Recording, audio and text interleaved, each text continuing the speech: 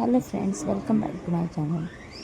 आज मी बनवते पावभाजी. तर पावभाजी बनवण्यासाठी तर मी मटर, शिमला मिरची, गाजर, टोमॅटो, बीटरूट, फ्लावर, अद्रक, लसूण घेतलं मी कुटून. आणि इथे घेतलेले आहेत मी कांदे चिरून, बटर आणि ते पावभाजी मसाला.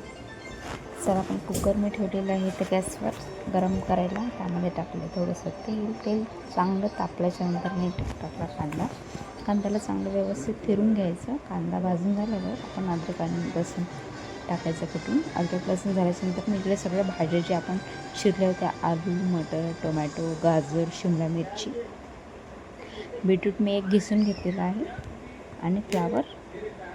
आणि आता आपण चांगलं व्यवस्थित मिक्स करूया. पावभाजी खूप चांगली होती अशी डायरेक्ट फोडणी घालून केली तर हे नक्की ट्राय करून बघा.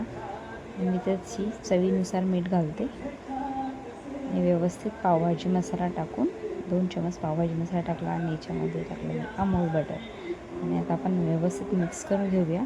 चांगलं भाज्या मस्त फ्राय करून घेऊया तेलामध्ये. आणि याच्यामध्ये आता मी टाकले 1 ते 1.5 कप पाणी. आणि आता आपण याला शिट्टी देऊया 3 ते 4. आपल्या शिट्टी झालेला आहे. 3-4 शिट्टी झाल्याच्यानंतर मी मॅश केल्याच्यानंतर तुम्ही बघू शकता की मस्तपैकी त्याने याला कोथिंबीर टाकून तुम्ही सर्व करू शकता. आणि प्लीज बनवून सांगा मला. माझ्या चॅनलला लाईक आणि सबस्क्राईब करा.